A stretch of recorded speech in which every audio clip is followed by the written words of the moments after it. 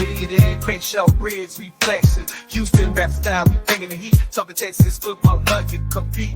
Got the best podcast, the livest in the game. Wednesday nights, 8 p.m. Remember the name, we talking draft picks. We talking defense, we break it all down. No nonsense. H-Town with the Run Showdown on the mic, talking Texas football every Wednesday night with special guests dropping knowledge, taking the stage. Oh, digging in Crenshaw Briggs, be holding it down in the H-Town, wiping it down, talking touchdowns in H-Town. Houston culture, we holding it down, talking news and rumors, keeping it real. No filter, we got the Texans appeal. In the Lone Star City, we're living it up. Talking all things Texas, we can't get enough. From the football field to the concrete jungle, we're ripping H-Town. Ain't nothing humble, bitch. Yo, and welcome back to the Texans Fan Battle Podcast. I'm your host tonight, Matthew Briggs. My fellows will be joining me shortly. But right now, I got a special guest in the building. You know him from Locked On Texans. I got Mr. John Hickman himself. What's going on? Let's brother? go. Listen here, man. Whoever made y'all video, I love it. You like that? I love you like it. that? It feels like the culture of Houston, right? Not on a broad scale, like how everything, but just that little clip feels like Houston. And I can't wait to talk Texan football with y'all, man. Well, thank you. I appreciate it. I'm the one who made it, and all that's AI. Well, the music and all that is all AI, so it's pretty cool to see. Y'all could have got me to rap, man. I would have rapped for y'all. Would do a little freestyle. Hey, he's the culture, right? I mean, yeah. What better way? Well, John, we're here to talk some Texans camp, but before I get into that, there's some Texans news, I guess you would say. Or I don't know how you describe it, but on the timeline, Twitter, everybody's getting upset about this article written by Jason Braddock about the Texans need to STFU. What's your thoughts on this? You know what? So I know Jason, not a lot. I wouldn't say he's a friend, but I do know Jason. We spoke, a little bit at training camp. I think everybody is entitled to their opinion, right? And if you can explain it the way you feel like it should be explained, or your feelings, and you're able to explain your feelings, pen and pad to words, I'm okay with it. Right. I do think it's been hard for people to accept this new Texan team, regime, organization. Not to say that's him, but I've heard, witnessed it in person, online. It's kind of like people are just timid to just fall into where they are right now because they're in a very good space, right? When you go from winning 11 games in 3 years, your franchise quarterback who just signed a contract extension, wanting to get up out of here. Can I curse? Go ahead, brother. Yeah, go ahead. Wanting to get the fuck up out of here. The Matt Schaub days, the Derek Carr days. Like there's never been a quarterback that I feel like has the heart of Houston like CJ and Deshaun, but Deshaun left and he ripped that from Houston. So CJ on a rookie deal, playoffs, get a playoff win, something this team hasn't experienced. I think people may be a little timid to accept the wholeness of it. But that's his opinion, man. I don't have no real feelings about it. Honestly, my thing is, well, let's just see. Let's see how training camp rolls off, man. We got it. It's in a month, July. It's going to be hot, but the competition going to be hotter, right? Let's see how they respond to being one of the hunted teams in the NFL. And they have never been the hunted team in the NFL. I truly don't believe that. The Deshaun years, they were one of those teams where you maybe look at them where the Buffalo Bills, where they got during that time with Deshaun and the Texans fell off. and the Bills got to that point where they were one of the hunted teams in the NFL.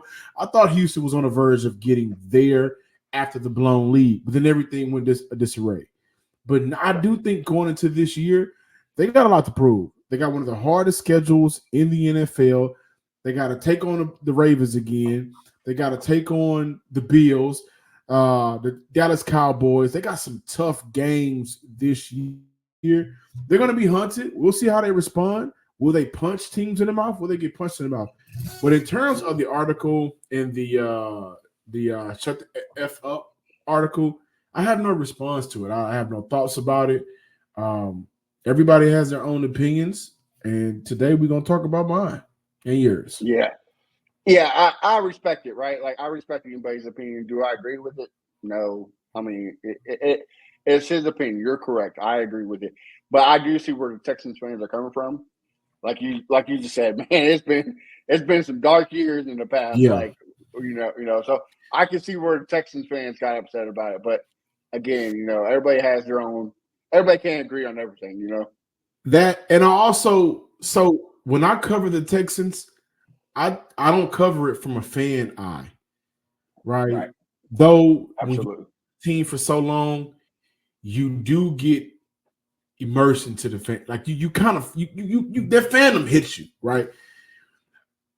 I like to see the fans go off though. Like regardless of when we're seeing it in the WNBA a little bit, it may be overblown in the WNBA, but fans of teams or fans of players, I think they're supposed to, within reason and with some type of respect and class, they're supposed to ride for their team. They're supposed to say, man, did you see what this reporter said?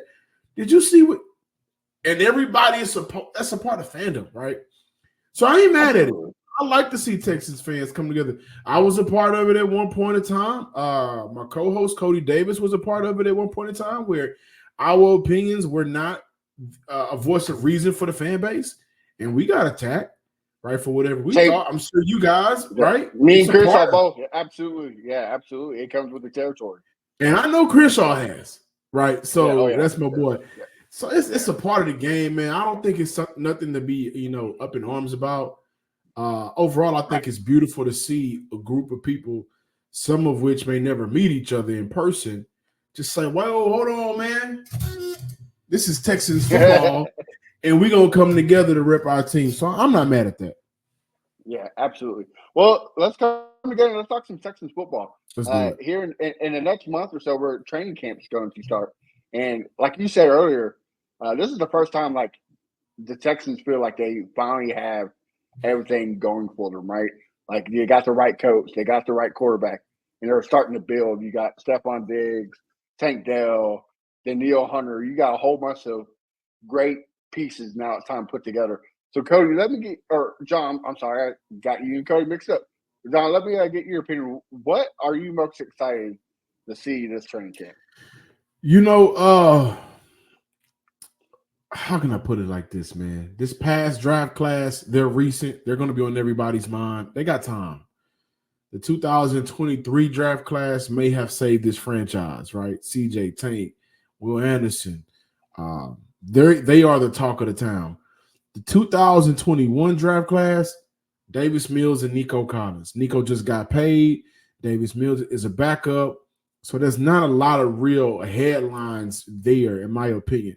We know Davis Mills is going to be the backup either in Houston or he may get traded to a team to compete. However, that may happen. We know Nico finally got a quarterback because of the 2023 draft class, and he was able to produce. I am really excited for year 3 for the 2022 draft class. Who's all in that draft class? Well, you got Derek Stingley. Ended the year off brilliantly, right? With a bang. With a bang. 5 picks. At one point, I was campaigning for him to be a Pro Bowler, All-Pro cornerback. There were not many cornerbacks better than him last year, though I understand that health plays a factor, which is why he's included into this. I think he's going to kick off his All-Pro campaign this year, and that who was the better pick out of him and Sauce Gardner will get really interesting this year. Kenyon Green, 2022. Do you got fight left? You came into camp over the past month and a half healthier. look better, look physically fit for the NFL. Didn't play all last year.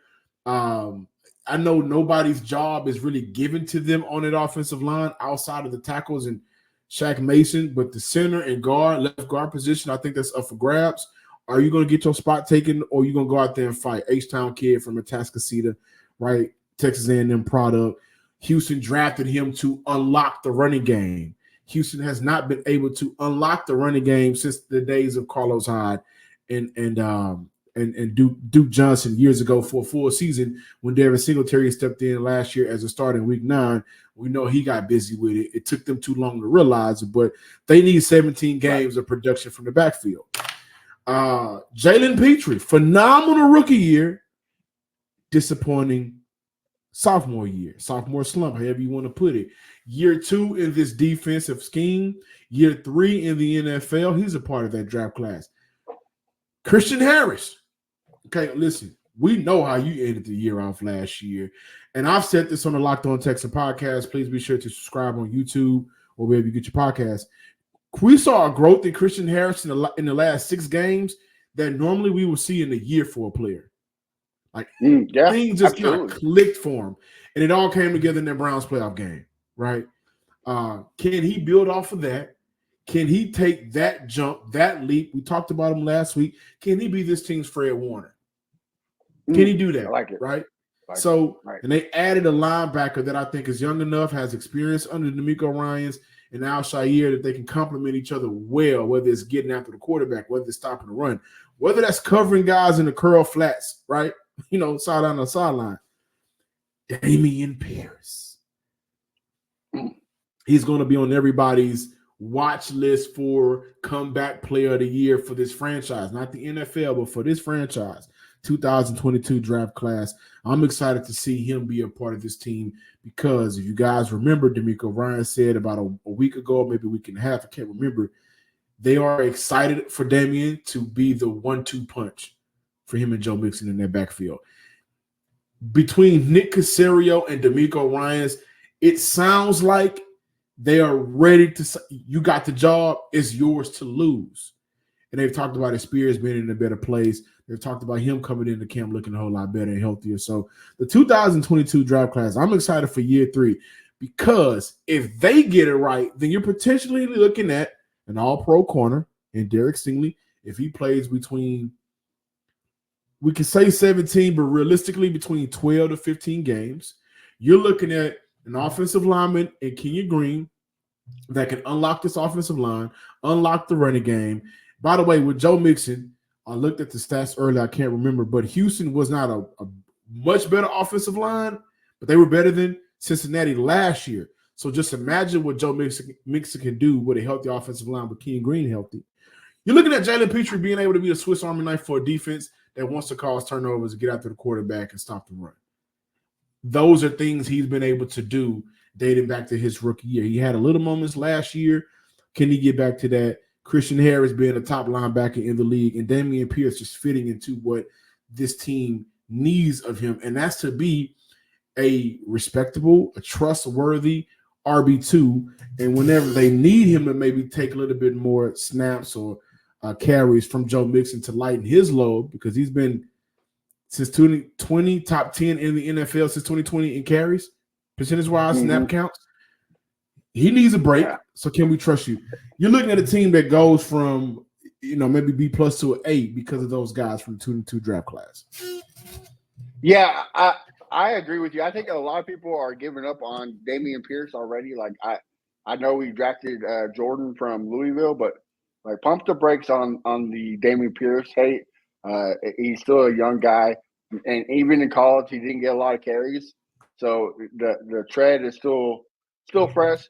And my opinion on Christian Harris is the same way he did the playoff game against the Browns was the same way Watt came out against the Bengals. Pick 6, and after that, it just took off. Yeah. By the way, I forgot to mention somebody else. I mean, you got wide receiver 4. I don't think that's going to be up for grabs. John Mechie finally putting it all together from their 22 draft class. And I get it. It's OTA, nothing special. but all the reports and the little videos and clips I see, the dude's looking amazing. Just beating what he beat is a feat in itself. Like, I mean, he deserves all the applause for that. But coming back, he looks good. Hopefully, he can build off of that.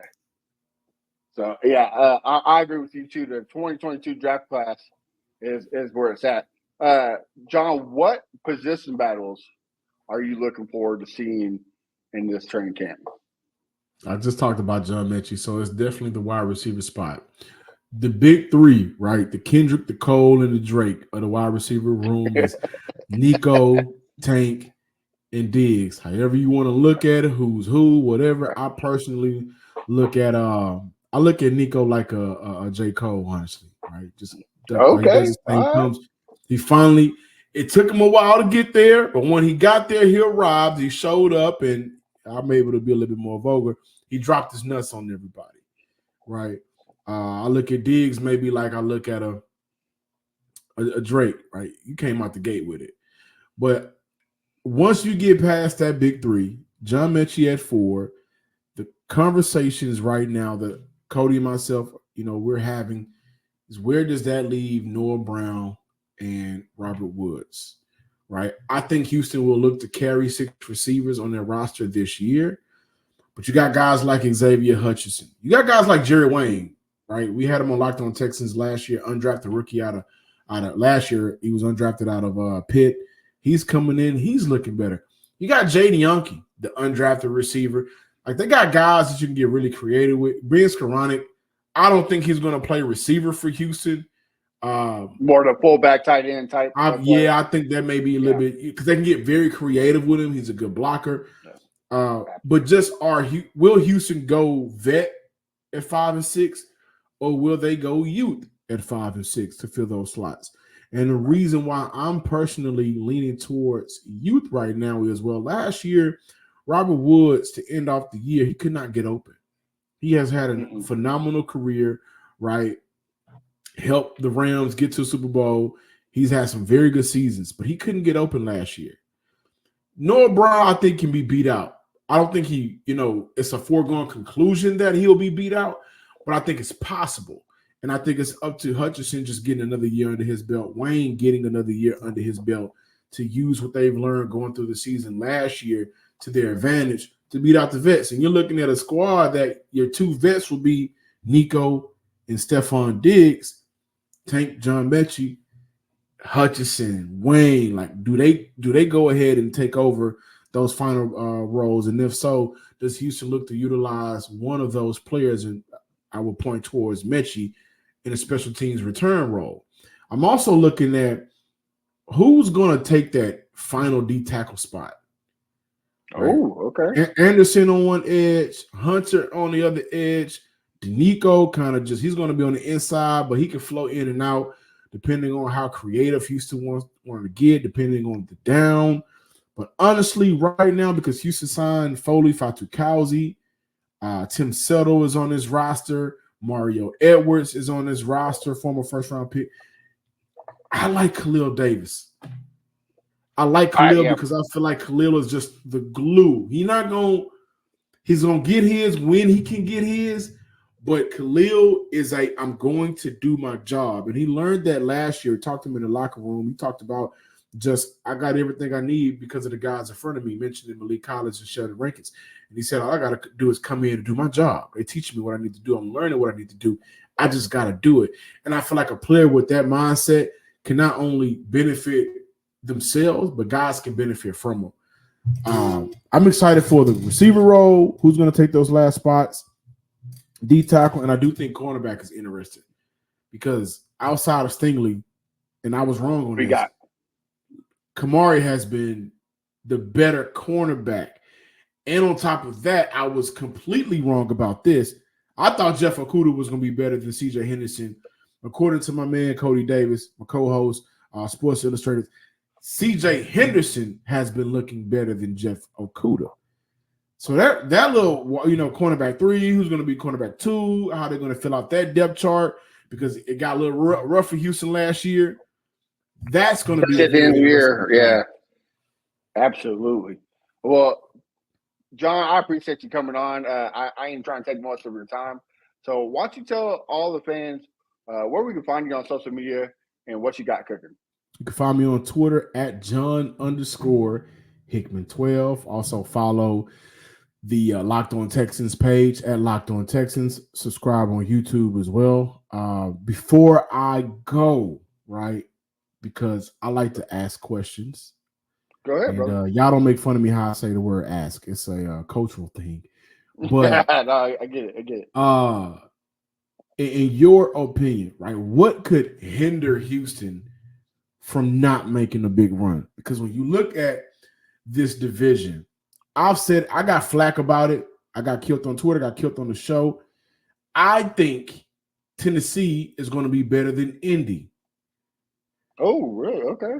I think Jacksonville is going to make a push to rebound. Okay. But I don't know how much of those additions will be ready for the bright stage and the bright lights once they get down, the final 6 or 7 weeks of the season, right? So I think Houston is by far the better team on both sides of the ball, special teams included. All three phases, I got Houston. But what could hinder Houston from making that push to the Super Bowl? It'd be in New Orleans. That's down the street, right? Right down the road. Right down the road. You can make a fun trip out of it. But that's if Houston gets there. What will stop them from getting there, in your opinion? Right. So, like all the moves we made, even the draft, right? Like getting Blake Fisher was a big part. K Stover, Kamari last year, like all these moves that we've done this whole offseason is for the Super Bowl or bust. Like you just said, CJ Stroud is on a rookie deal. When his rookie deal is up, he's going to get paid. So if you're going to make the move now, it's now. Like you have to win now. I think the only thing that hinders is injuries. I mean, last year that's kind of what hurt us. Last year was injuries. Tank Dell going down, Nico Collins being in and out, Will Anderson, Jonathan Grenard. The injuries, like you said, the cornerbacks at the end of the year, the injuries is what plagued us, and I think that's the only thing that can hinder us making that step. Now, coming to the division, I think it's all up to Anthony Richardson. If it's the same Anthony Richardson that he was before he got injured, then I think the Colts are going to be a problem. I do think the Titans are a 9 to 10 win team because of the schedule, and they did get better. They got better. They got better. Now the Jaguars, it all comes down to Press Taylor. It's how he calls the game. He wasn't very good last year, so it all depends on what happens there and how fast they pull the control from him. Because if it's like what it ended the season last year, it's going to start off pretty rough. Because the first 6-7 games, it's a pretty damn good team. So it was a good team. Yeah. So I think I agree with you. I think the Texans built this roster on paper to be by far the best team in the division. But again, injuries happen. So and that's what I love about what Nick Caserio did this offseason. He wasn't just making for plan A. He was making plan A, B, C, D, like Blake Fisher, Titus Howard, right. Laramie Tunsil always got hurt. Let's get a tackle who can play both sides. Now you got Kenyon Green coming back. You got a whole bunch of guards who can fill his spot if he got injured. Same thing with Shaq Mason. So, yeah, I think this team is, like we said at the beginning, built for a run. So, I'm ready for it. To that point, man, I've said on our show that one thing I'm giving credit to Nick Caserio for doing is helping Houston have a talent farm. We may not see Jawar Jordan this year a lot. We may not see Blake Fisher this year or maybe next, right? We may not see him. We may not see a lot of Cade Stover. Right? We may not see a lot of guys, but whenever they get on the field, that's not a problem, though, right? Right. That's a great thing to have. Like if you got the talent and they just getting coached up and they learn it, right? When it's time to put them out there, then I think what that does, and Houston has to win in order for me to say this, but that extends Houston's winning window. Because you got guys that are young, their bodies are kind of fresh, but they're stepping on that field. When they do step on that field for a full time, they know what needs to be done. They've been in the NFL and they have NFL experience. So kudos to Nick Caserio for doing that, just helping this team for the first time, I think, in franchise history on both sides of the ball, have a talent form where you can go to a lot of positions and say, this young guy is talented and he'll be here for a couple of years because of we got guys in front of him. So I think there's a lot of credit that needs to go to Nick Caserio that I haven't heard too many people talk about. Yeah, I completely agree. And D'Amico, right? Like those two are going hand in hand when it comes to picking out this talent, and they see things we don't. You just got like everybody else. Like when they didn't get Saquon Barkley and Wilkins, everybody wanted Nick Caserio. Said you just got to be patient. Like the dude is a genius, especially when it comes to manipulating the contract structure. Just give him some time. Yeah, I agree with you. You got fear the best. That's all I gotta say. The dude's just a mastermind. So fear the best. That's my first time hearing that. Man, thank you for having me, brother. No problem, guys. Again, make sure you follow John at John_Hickman12. And of course, Locked On Texans with his boy Cody Davis. They have some great stuff. Always good having on here. Until next time, John, thank you for coming on. We'll have to do this again. Will do, man. Training camp will be fun. Y'all get at me. Well, guys, that was John Hickman from the Texans Locked On podcast. Make sure you follow them everywhere. Guys, let me introduce my other commentators we have tonight. First, always, my A1 since day one, I got Mr. Kenneth the Messenger in the building. What's going on, Kenno? Nothing much. How y'all doing, man? And guys, if you're on Texans Twitter, you know this guy. It seems like this guy does not sleep. Great content, always pushing out, making it alive. We got Texans commenter, Houston Stresson in the building. Are we stressing or blessing? How you doing, sir? We're blessing, man. Appreciate you guys having me, man. I'd like to tune into y'all's guys' show, and y'all do a great job. Well, we appreciate you coming on. Guys, we're going to talk some camp like we did with John. But before we do it, there's been an article written by Jason Braddock that got people kind of in their feelings. So let me get your thoughts about it. I'll start with you first. I can't. What's your first name? I'm sorry. I'm sorry. My name's Garrett Williams. So you can call me Garrett or just call me Stressins. That's fine. Is my audio and everything good? By the way, you're doing great, brother. Garrett, okay. What's your thoughts? So I actually have a unique perspective on this for a couple of reasons. One is I'm actually a contributing writer to the Sporting News Network, just like Jason.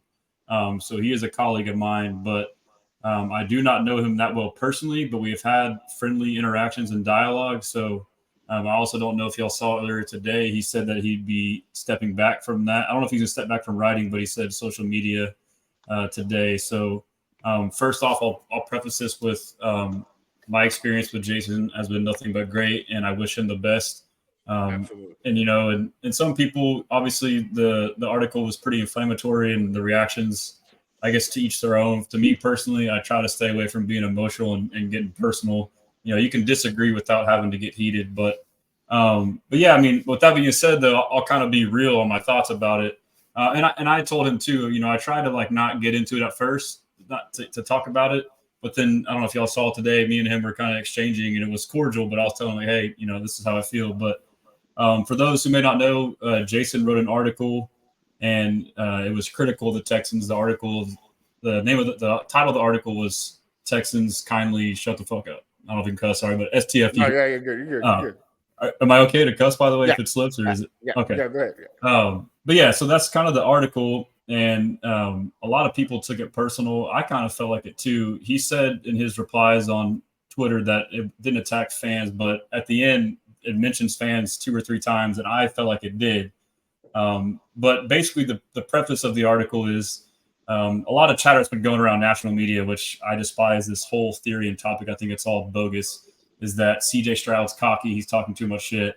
And then Nick Caserio is doing the same thing. And now we're just full of ourselves and we're creating all these enemies and targets on our back and going to make it harder for ourselves. I think that's all 100% bullshit.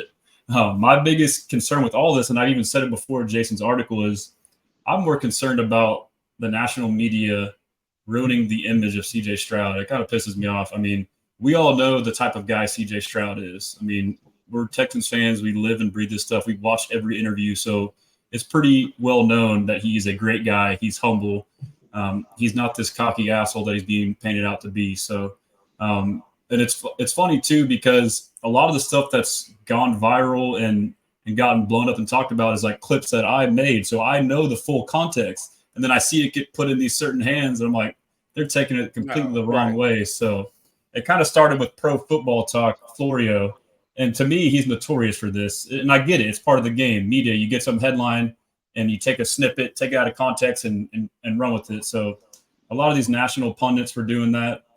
Basically, the comment from CJ Stroud on the podcast, $1 million worth of game, that was taken completely out of context, saying that he was talking crap about Aaron Rodgers. If you watch the actual interview, there's at least a good 5 to 10 minutes where they're having debate. And I believe it's Gilly. Gilly's the one actually shitting on Aaron Rodgers. And Right, exactly. CJ's defending him the whole time.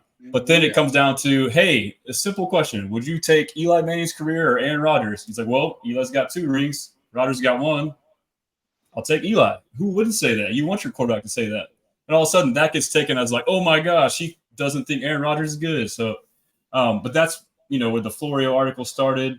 And then on Braddock's article, I think what spurred him to write his was a video I clipped of Caserio on 610 on Friday where he talked about the draft war rooms. And again, everybody clapping and yeah. If you want to take this personal, I mean, I don't think this was something where that's just Caserio's personality. He's been consistently the same guy. That's just how he is. He's a very transactional, almost robotic guy, which to me is great for a GM. Zero emotion. You want someone that can go, to their plan and not waver when things go wrong. So, but his point was like, we're not very emotional. We make the pick, move on to the next. And then some of these other war rooms, they have documentaries. They get up and it seems like a forced clap. So that's all he was saying, and he knows it too. So if other GMs got mad, he can wear it. He's not worried about it. So the fact that people like Jason that wrote the article like took it worse than other people did, I guarantee the other GMs could give a shit. Like maybe it pisses them off, but in the end, it won't make a difference. So I wholeheartedly disagreed with it. And in the end, let's just say you're right. Let's just say that CJ and Caserio talking is being taken the wrong way by other fans, which who cares about other fans? Let's just say other teams or players. What's that going to be? Is that going to cost us like 2 games in the year? Like they're going to be so much more motivated because this one interview, this guy said that. Like in the end, what does it even matter? So, I mean, that's kind of my big thing. And I did feel like the fans were kind of slighted a little bit too, because there was comments like saying, oh, the fans are so dumb, just soaking all these clips up like it's a good thing. It's actually a bad thing. So that's where I didn't sit well with it. So okay. Before I jump to you, Kenneth, brother Crenshaw is in the comments today. Couldn't make it. Same with Bo. Had some work schedule going on. But Kenneth, talk to me, man. What was your thoughts on it? Thoughts on the article? Yeah. To be totally honest with you, I didn't get to tap into the article, but from hearing for what y'all saying about them saying that CJ is cocky or something like that, they saying he didn't say it directly. I'll say that, but like basically that's the image that's being foreshadow. created. Yeah, he's kind of foreshadowing. Braddock's article was like basically telling the Texans as a whole to tone it down, like we're getting too amped up, like we're getting that's basically the picture he's painting. At the end of the day, I love what Nick is doing. I love what CJ is doing. I feel like last year, for one, I can tell that CJ, the way he's acting right now, he's always been like this. Last year, he was a little talkative, but he was a rookie. So, you know what I'm saying? He wasn't trying to come in and just head straight to it like how he acts. You know what I'm saying? He was a little calm, laid back a little bit more because he was a rookie. But he's being himself. Like, he talks trash. That's just what he does. Like, it's nothing. He's not changing. You know what I'm saying?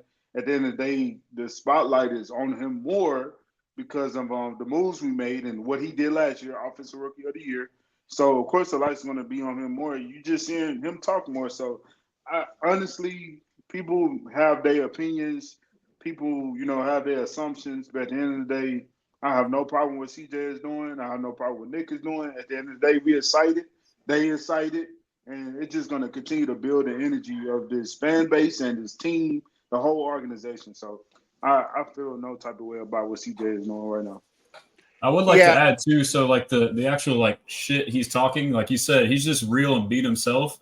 It's like it's part of like the culture in general for younger people and for athletes. Like that's just friendly locker room banter. And like all these clips that are going viral of him being cocky and talking mess, he's talking to his friends. Like EJ Speed, that's his friend. Zaire Franklin, that's his friend. AR, that's his friend. I mean, Micah Parsons, his best friend. That all they do is go at it, and they take one clip like, "Oh, look at this." So that needs to be put into context, you know. Mm-hmm. Yeah. So this, like, here's my point of view. Me, Kenneth, you, Garrett, we're all in this field. Our opinions are not going to be liked at times. It's going to be hated. I get that. But we don't have to agree with it. I understand people are upset about it, and I am too. And this is why I'm not upset with it. I just don't agree with it, and this is why. Deshaun Watson, Jack Easterby, Matt Schaub, David Carr. I mean, we go back all the way to 2002 of what we had to deal with to where we at now. Like we have been at some dark times. Of course, we're excited. Of course, CJ Stroud's excited. Of course, Nick Caserio just killed a complete rebuild. Nobody seen the Texans making the playoffs last year. They thought Nick Wright, Colin Cowherd all had the Texans second pick going to the Cardinals because we were going to be that bad. Let us talk. We deserve it. Like what we have done on the field has given us the right to talk. It is putting us where we belong. And the moves that Nick made in the draft, in the free agency, has solidified us. Okay, the Texans are a team we need to watch out for. They don't just got Nico Collins. They got Stephon Diggs now. They don't just got Will Anderson. They got Daniil Hunter. Like they're going to be a problem. It's not the Texans need to worry about the Ravens. Now it's the Ravens saying, oh well, we need to worry about the Texans. Like they're going to be a problem. So I don't see no problem with fans being, you damn right we're going to talk. Like who cares? So I do see where Jason's coming from, but I also see where the fans are coming from because about time, right? Like we have seen some dark ages. Of course, it's only been 4 years since we missed the playoffs, but still, it's. And his side of the argument is he prefaced it with, you need, like, when I was going back and forth, he was like, you're biased. I'm like, okay, I mean, even if I wasn't biased, I know because I'm devoured in this stuff. But his whole point is, like, I try to be neutral and unbiased. But it's like, okay, I get that. We do need that. But I feel like this is unbiased, and you took it, like, way over here. Like, that's not, So, but again, your opinion's your opinion regardless. That's just his opinion, so. And I agree with you. He's taking people's character out of context because, like you said, those clips are a lot broader and it's just simplified. CJ Stroud, CJ Stroud has that personality of a dog. Like when Mike Parsons says you never seen a killer, you're sitting on the couch with one. Like that's his persona. So if it comes off like he's that person, because he is that person. Like he plays to win, and that's what you want out of the quarterback. You don't want a guy saying, "Oh, you're right. I never seen a killer. I wonder what it's going to look like." No, you want a guy to talk trash. He's confident. Exactly. Yeah. Exactly. Don't get a mistake, cocky and confidence, right? Like, don't get the two mistaken, But, right, but so his point on, like, the unbiased thing, like, I also get that. But if you're, like, a local journalist covering the Texans, there still needs to be a little bit of bias. You're covering the team that you are supposed to like. I mean, you look at today's media, it's different. Like freaking Nick Wright, Colin Cowherd, all these guys have their teams and they have no problem showing their bias. So why would it be?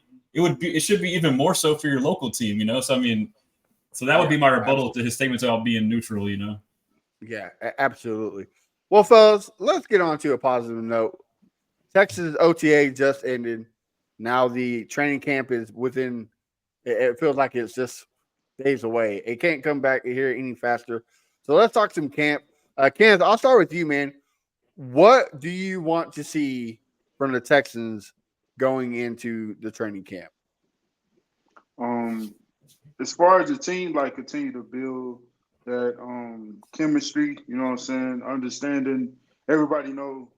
I want them all to be on the same page, and I'm pretty sure they on the same page. They understand the goal. They understand the expectations from the organization, from the fans, and understanding there is a target on their back. So I just want to see them continue to build, compete hard. You know what I'm saying? Not too hard at practice, but at the same time compete. Like make each other better. Our receivers like making our DBs better, and vice versa, and D linemen making our O linemen better. Like I just want to see the competition going on, compete, and these guys that have something to prove, I really want to see them um, be very locked in, and like I can't wait to go to the training camp practices to see what's going on because it's like you see more than you see on the videos that they be posting. So I'm excited for that, and yeah, man, like I said, I know the expectations is high now. It's higher than it was last year. So I know the guys is ready to prove and show like, hey, we here now and we trying to do something big. Absolutely. Expectations are very high. Instead of being the hunter, we're being hunted. So Garrett, what do the Texans need to do to establish that, hey, we're not going to be hunted so easily? I mean, I don't think they have to do much. Like everything's set in place. I mean, it's just go out there and take care of business. I mean, at this point, I think it's all mental. You know, you guys coming in, learning, and new coaches and whatnot, and that chemistry and continuity together. But I mean, I was at the season ticket holder event a couple of weeks back, and I met and ran into AO Texans Nation, and we were chopping it up. And I was telling him, man, like, he was asking me what I think we can do. And I was like, honestly, man, like, I think we can go to the Super Bowl and win it. But, like, I'm trying to, like, temper my expectations, like, given what happened in the past. He's like, nah, man, screw that. Like, say it. Like, don't be scared. I was like, ever since then, like, he's made me realize, like, he's right. Like, I think we are a Super Bowl team, and we can definitely win the Super Bowl this year and in the next 2 or 3 years. So I'm very excited about camp, but I guess what was holding me back, my reservations was, we had that PTSD from being up 24-0 in the Chiefs in the AFC Championship or to go to the divisional round. But if you think about it, this is two completely different teams. Bill O'Brien, DeMeco Ryans couldn't be polar opposites. Deshaun Watson, no personal attacks, but he's nothing like CJ Stroud. Like CJ is better as a player, and off the field, he's better in my opinion. Like I'm not trying to dig into that, but so if you put that into perspective, like there's no reason not to be excited, and you couple in all the moves we made. So really, I mean, I think everything's in place. It's just a matter of really, it's just believing it, say it with your chest, and the players are saying it. You're hearing in the podcast and some of the interviews. I mean, don't be shy about your ambitions. Say if you want to win the Super Bowl. Like if you want to win it, you got to believe it. So that's probably the biggest thing is just getting that confidence and belief going. Yeah, right. Exactly. Attitude. Yeah. Like all the moves Nick made this offseason solidified it's at least AFC Championship or Super Bowl or bust, right? Like it's those two. Like no more divisional round and we're getting knocked out. It's taking that next step forward. Just in case if CJ Stroud does have a sophomore slump, he got him weapons. Right. I'm just saying he got him weapons and Stephon Diggs. He got him in community and Cade Stover. Like they know each other. Like he got him a run game finally. He got a defense that can get to the quarterback and shut down passing lanes. So I think they got all the skills pieces there to solidify, hey, it's all or nothing. Because let's be honest, CJ Stroud is going to break the market when his rookie contract is up. The dude's going to take it to a whole nother level. Like we thought Justin Jefferson got paid, it's going to be on a different level. So right now is the time to win, and we got the pieces, and that's what I wanted to see is the other pieces like a Kenyon Green. I think he will. John Mechie take another step. These guys that need to take another step. C.J. Henderson, Jeff Okudah, guys that we're not so sure about, take another step. Because look, Nico Collins, yeah, I wasn't one of those guys where like I know Kenneth was. I wasn't one of those guys like I wanted Nico Collins cut last training camp. Like I wasn't that guy. But I was like, well, Freako Nico. right. I did. I was that guy. Said, well, I don't know if Nico's that guy because he can't stay healthy. So Nico's turnaround has helped me with Kenyon Green. Kenyon Green can be that person. He can turn it around. Same with Damon Pierce. They're still young. You gotta give them a chance. Like this is the camp to suck it in and take that next step. Well, you know what the big factor in all that is? Coaching. I mean, obviously, Nico was a developmental pick. If you've listened to Caserio talk recently, this is something I feel like people didn't realize, but he didn't play football his senior year of college at Michigan because of COVID. And then even then on top of that, they drafted him as like a quote unquote project. He had the height, weight, and speed, but he wasn't really polished as a route runner, stuff like that. So, I mean, he, as good as a year he had last year, he has still not reached his highest ceiling. So, like, that's scary to think about. But again, it's coaching. The thing that unlocked him was his yards after catch or run after catch. So, you know, we all seen the tape, and the stats. But initially, you would think, oh, okay, he's got more yak. That's because CJ. This is what I thought initially. Oh, it's because of CJ Stroud's pinpoint accuracy. He's hit him in stride to catch the ball and turn upfield, which is part of it. But even bigger part is the coaching, the Shanahan offense, the scheme, the way they drill and teach and rep yards after catch has unlocked Nico Collins. So, I mean, that's just one small example. You know, at the cornerback position you mentioned, to me, at cornerback too, we got two low risk, high ceiling guys in CJ Henderson and Jeff Okudah. To me, that's D'Amico Ryan saying, I'm gambling on myself. And you know what? In years past, if that's Bill O'Brien or somebody, I'd be like, man, what the hell are we doing? But if it's D'Amico, I have 1,000% faith that at least one of those guys will be the guy at cornerback too with his tutelage. So, and same thing with the linebacker. I mean, you saw what Christian Harris developed. He was somebody who everyone was shitting on, waiting for him to get cut. And then boom, last quarter of the season, he's, you know, playing at a really high level. So, yeah, like I said with John, that when he did that pick six against Cleveland, it gave me flashbacks of when J.J. Watt picked six the Bengals and his career took off. I could see the dog in Christian Harris. Were you in there? I was not there. Sadly, I Woo! live. It was the same vibes, bro. I live in Kansas City. This was lit, dude. It was lit. So I bet. Like I mean, it was rocking. So I think he's going to be not defensive player of the year type, but he's going to be. Oh, hey, look, Christian Harris is the guy you're going to have to circle when it comes to game planning. Like he can be our Fred Warner type, right? So I'm looking for it. Kenneth, do you have anything to add? Not necessarily, but I will say this. As far as Christian Harris, man, he is one of the players that we can just look at and be like, man, if Nico can like help him develop, you know what I'm saying, and become something that we wanted him to become. I don't see why he couldn't do that with Jeff. I don't see why he couldn't do that with CJ. You know what I'm saying? And even other players as well. Like, but we have some dogs on this defense. Man, I'm just excited overall, but definitely excited to see our defense on the field. You know how as fans sometimes we so excited to see our offense, but honestly, I'm excited to see the defense just as much as I'm excited to see the offense. So yeah, man, I can't wait for the season. I'm gonna say that every episode. That's a good point, Kenneth. Yeah, I mean, like if you think about it, this is like last year, D'Amico didn't have his guys on defense. Like Azeez was somebody that we targeted and wanted and just fell short. Like Azeez is D'Amico's guy. He knows the system. And then if you listen to him talk about him in the press conference, the main thing that stood out to me is how much he trusts him with his intelligence and his communication. I mean, if you're the Mike linebacker, you're the quarterback of the defense. So, like, it all starts with him. If you have someone there you can't rely on to get everybody lined up and be that vocal leader, then you're shit out of luck. So, I mean, just from that perspective alone, and then you look at these other interviews, you learn more about Azeez. I mean, the dude's a fucking dog. You see him, you know, the Will Anderson interview where Will Anderson jumped off sides in practice, and rather than get on him for that, he got on him for pouting. You know, he's like, hey, move to the next play, stop effing pouting.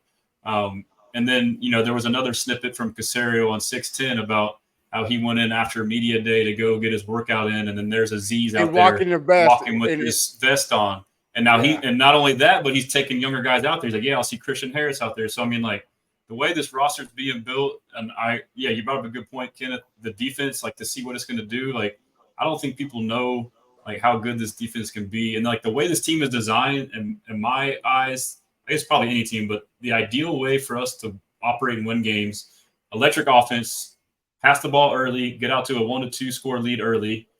Defense, pin your ears back, let Daniil Hunter, Will Anderson Jr., Danico Autry, and company get after the quarterback. And then on offense, just, ball control, kill the clock, run it out, and get out. Like that's the recipe to me. Yeah, and I was about to say, this has to be the most complete roster we've seen in Texans history. Like the 2011 team was pretty. The 2017-19, when we blew that 24-point lead, like it was good. But like, have we ever had the potential offensive or defensive line like we do now? Like, do we have 3 guys that can get double-digit sacks on this line? Like the potential is just crazy.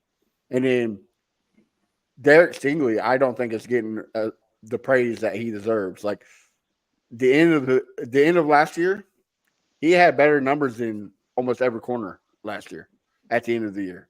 Like to me, I agree with John Hickman. He should have been All-Pro, but again, we get it because he was hurt. Best ability is availability. You got to be more consistent, on the field. But then you had a pass rush. Like the pass rush, it was there, but it's not going to be nothing what it is now. Like you got guys coming up the middle. You're right, exactly. And you had a lockdown corner like that with Stingley, and not knowing what you got on the other side with Lassiter. Like Lassiter, OT. I get it's OTA. We got options, bro. Right. And then you got a ball hawk safety in Bullock. You don't know what Ward's going to come. You don't know what Petrie's going to show up. Like there's so much potential for his defense to be, oh crap! Like we can't be sleeping on the Texans. Well, think about Will Anderson Jr. Oh, sorry. Were you going to go, Kenneth? No. Think about Will Anderson Jr. He was Defensive Rookie of the Year last year, and he was still getting his feet wet. I mean, now he's got a full offseason, and he has Daniil Hunter on the other side to learn from. And then he recently said in an interview he's been training with Myles Garrett. And, like, the stuff that he said he's working on now in the offseason compared to last year, he's talking about, like, fucking ankle flexion and shit. Like, what are we talking about? This guy's getting, like, down to, like, the nitty-gritty. Like, if he's about to start doing shit like that, like, watch out, bro. Yeah, and not to mention, like, don't get me wrong, Sheldon Reagan's had a great year last year. I think it's a very underrated year that he had last year. But Danico Autry's had 3 years with over 10 sacks. Like, come on, man. I don't even think Hunter had that in Minnesota. Like we want to praise Hunter, but Hunter never had anything compared to Danico Autry or Will Anderson on the other side of him. So and he's a dog too, man. Right. Like I don't understand why he was not mentioned for Defensive Player of the Year last year. Finished top 3, top 5 in every stat last year, and not even honorable mention. So just you're unlocking another potential having just those guys over there, and then having a lockdown corner in Derek Stingley. Because if we're going to try to get the ball out quick, okay, go ahead. It's going, Stingley's going to be there. So yeah, I mean, think about like the people stress about the corners. I mean, look what we did with no offense, but with DAC, Dylan Houston Carson at safety. He was the guy we signed at the practice squad. Desmond King was out there. Like, look what D'Amico did with like guys he picked up off the street. Like now he's like handpicked his guys and they'll be in his system. Like, I mean, if everyone's healthy, it's going to be a scary defense. Absolutely. And then we finished top of the rushing, so taking another step back, right? Like our rushing attack on the defense, elite. So you just got better pieces, so it's going to be even better. I agree with Kenneth. Like the people are sleeping on the defense, and that's a homage to CJ, right? CJ Stroud is so good. They're forgetting about the defense. That's a good thing to have. Like, oh, okay, go ahead and forget about the defense while we shut you down. For real. So yeah, and the way they've built the defense too, and like we all know this, and D'Amico preaches it a lot, which I love to hear. is the way to beat these elite quarterbacks, mostly Mahomes, is with a 4-man rush, getting pressure with your down line. And DeMeco knows this, and he talks about it. He knows the D-line is super important. And what have we done? We've done that. So, I mean, in order to beat him Mahomes tight, we got the recipe, so that's encouraging as a fan to know. Yeah, and let's be honest, last year the good teams wasn't the problem. We could beat the good teams. Every team that made the playoffs, we beat. But the problem is the Falcons, the Carolina Panthers, we should have beat, we lost to. So now if we just put it all together, dude, it's a recipe for disaster. I think another year of DeMeco calling plays, another year of Bobby Slow. Yeah, saying, hey, we got this. You mentioned the Panthers and Falcons. In my opinion, that's why we lost those games, was slow play calling. Whether that was him learning his way or we were just being super conservative with CJ, but we were way too conservative. Like, we didn't open up the playbook until like week 6 or week 5. So, I mean, and it cost us, Yeah. Well, and even CJ said against the Steelers, he said, let or was it Jaguars or Steelers? I forget which one. But he said, give me the reins. And they gave him the reins, and look what happened. Yeah. The CJ Stroud showed up. So I think Bobby's like, okay, I see it now. They trust him. Yeah, and then we got weapons, Mechie, Diggs, like playbook, and Joe Mixon catching the ball at the backfield. Oh, bro, Love Singletary, but he wasn't the pass threat that Mixon is. So I mean, Mixon, I've been having this conversation. I don't know if you got a script. Just cut me off if I'm kind of just freelancing. I kind of like the organic conversation, but Mixon, all-purpose yards, receiving and rushing, I'm putting his over/under at 1,500 yards. I think he can get 1,000 to 1,200 rushing and 300 to 400 receiving. I mean, if you think about the way defenses will play us, if I was a defense and I had to pick my poison against the Texans and CJ Stroud, if you want him to beat you with his arm or us running the ball, I would play off double coverage. And what would that do in the passing game? That's going to be mixing with checkdowns all day, dude. Yeah, absolutely. I said it a couple of weeks ago. I'm still going to ride it. This team is giving me Kansas City vibes. I think CJ Stroud will be the second year MVP quarterback. I think he's going to come out there. I think he's going to have over 50 touchdowns, 4,000 yards. The dude's just going. He has so many weapons. Who are you going to stop? And he's just such a great quarterback. I see it. It's going to solidify, especially because, like we said earlier, people are talking about he's talking too much. CJ sees that too. CJ sees that people are saying, "Oh, well, you're talking too much," and CJ's that type of person saying, "Okay, well, I'm going to let my play do the talking for me." And did y'all see the clip? I posted a moment ago. It was on Kay Adams, Up and Adams show earlier, and EJ Speed, one of the guys that's been talking back and forth with CJ on the Colts. She asked him about him talking too much, and he said like he'd be popping his shit, and he said he kind of earned the right though, didn't he? Like basically saying like he's allowed to talk shit because he's backing it up. So it's like all these people are getting mad for these people that aren't even mad. Well, and I'll take it to another one. It was what's it called? The Pat McAfee show last year when they had the championship game down there in Houston. They were interviewing CJ, but before they had CJ, they had Stephen A. Smith on. And Stephen A. Smith said, well, nobody is going to stop the Ravens. The only team that can stop the Ravens is the Browns. And CJ in Houston has no chance of beating the Browns. And so CJ came on right after that. And Pat said, yeah, Stephen A. Smith says, y'all stand no chance. He goes, oh, yeah? Bet. And look what happened. I mean, the dude dropped 45 points on him. Nuclear, bro.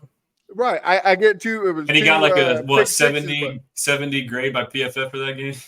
Yeah, like that's what I'm saying. That's the type of person CJ is. Like, oh, I can't.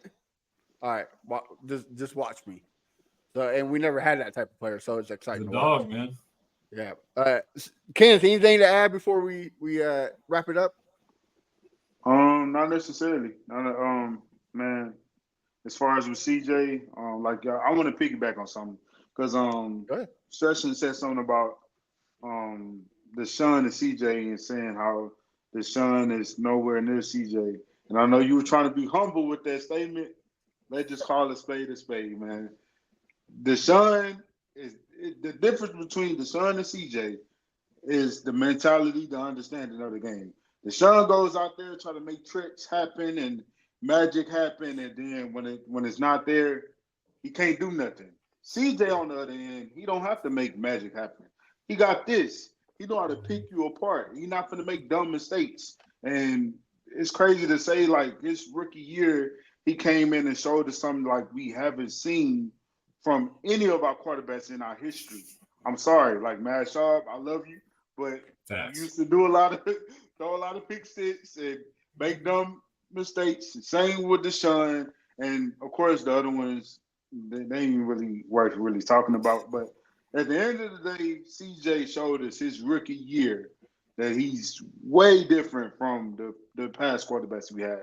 And it's just so exciting, man, to get forward to seeing more from him and coming this season, man. It's gonna be live, man. I can't wait. Big yeah, facts. absolutely. Garrett, you got anything to add before we wrap it up? Well, just like to tail off of that with what Kenneth said, I mean, that's not only the difference between CJ and Deshaun, but like a lot of the other quarterbacks. Like when you see all these rankings and lists, like I've been getting into it with fans, Justin Herbert fans, like they're like all over his shit. I'm like, he doesn't have this like he does, and it's like it's his mental ability to read a defense, set a protection, just the little things, know when to throw the ball away, eat a play, and his leadership too. Like it's a lot of these intangibles. People get so obsessed on like, oh, Herbert can throw the ball 50 yards downfield, but like all the other shit, he's like nowhere near as on CJ. So, but all the little things that CJ does add up, man. Well, yeah, and a lot of people's like, well, he don't use his legs enough. He don't have to. Like he has the skills where he don't have. But if he does need to, he can. You just don't know that he can because he doesn't have to. Like he has. Well, like what Kenneth said though, like when you do have the legs, it's almost a curse. Like most guys who have the ability, and I would be the same way. If I was like a freak athlete, like my instinct would be to run every time, like rather than pass first then run. You know. Mm-hmm. But he's smart. Where like okay, if I go and take it out to the sideline, a 285-pound linebacker coming at me, there's a 65% chance I'm going to get hurt. So I'm going to sit in his pocket and I'm going to dump it off to the running back instead of taking it off and getting hurt. So that the mechanics. It's also discipline too, man. Absolutely, absolutely, and that's where it comes to smarts. So that shit adds up. Like you make 5 or 10 of those little small things in a game, that could be the difference in the game. Yep. Yeah, you don't have to go to big play every time, right? Like exactly. I get Houston. Houston was the number one team for the big plays last year, but we didn't do it every play. It was just exactly. That's probably the most impressive thing about CJ for being a rookie quarterback, like his maturity and understanding of that. Like, because I imagine as a young player, you just want to hit the fucking home run every play. But like, you listen to him talk, he talks like he's like a 10, 12-year vet, like a Peyton Manning type. Like, no, you got to throw it away. You got to hit the check down. You got to live the fight up. Like he understands that, bro. Right, you're right. Against the Colts, that first touchdown to Nico Collins, like he said, I was checking for a play here to see if it was there, but if Nico was open, I was going to get. And sure enough, the safety bit, and he threw it. Like he can see things a lot clearer than what people peg him out to be. And hey, I'm here for it. Like let's go. Let's go.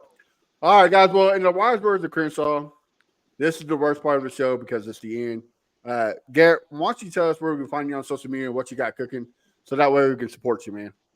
Yeah, first off, appreciate you guys. I'll make it a habit to try and pop in more. I know there's a lot of content creators and podcasts and whatnot on Texans Twitter. I really respect and appreciate everybody. I know it's not easy, so thank y'all for having me and thank y'all for that.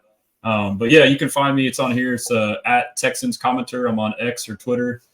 Same thing on TikTok and YouTube as well. But then on Instagram, it's Houston Stressins. But yeah, I mean, my goal is kind of to be like the one-stop shop for Texans news. I mean, I'm obsessed with it. I know a lot of us are too. I kind of gather it all and I try and get it on time right there. So if you want to see something, just check out my timeline. It's probably there. So, and I like to say, are we blessing? Are we stressing? The nickname Stressins came up middle of the year when I think it was like 6-7 games in a row. It came down to the final minute, so we were stressing a lot. But right now we're blessing, baby. Yes, sir. Absolutely. Ken, what about you, brother? Y'all can follow me on Instagram and YouTube at Kenneth the Messenger, and Twitter, Messenger_Keno. And that's pretty much it, man. Y'all keep showing love to the Texans Fan Battle podcast, man. We only going up for sure. And Houston Stretcher, man, nice meeting you, man. I've been checking you out on Twitter for the longest, man. I like what you're doing for sure. Hey, respect. I appreciate it. A very positive account. Like, if you know, there's some positive and there's some like, oh man, what are you doing? Nothing but good things from the Stressins Texans. Yes, guys, you can follow our brothers Bo at Bo Diggity 713 and Crenshaw at Fifth Word Crenshaw. You find me at A1 Day One Texans. I got a segment cooking with Chef Briggs, so be on the lookout for that. And of course, you can follow the podcast everywhere. Texans Fan Battle. Hit that subscribe button. We're halfway to our goal. We're at 2.5. We're trying to get to 5,000 subscribers. So make sure you hit that subscribe button. But most importantly, make sure you go follow Garrett again at Texas Commenter. The dude is fantastic on Instagram and Twitter, just straight killing it. Very entertaining. Yes, absolutely. Appreciate so make it. sure you check that. And also, sorry if it's too much, man. I try to get. I can't. I have to get it all out there. Also, you write for Sporting News too, correct? Correct. Yes, sir. So make sure you check out his articles. That way, show him some love, guys. Until next week, we'll see you then. Have a good week and stay blessed.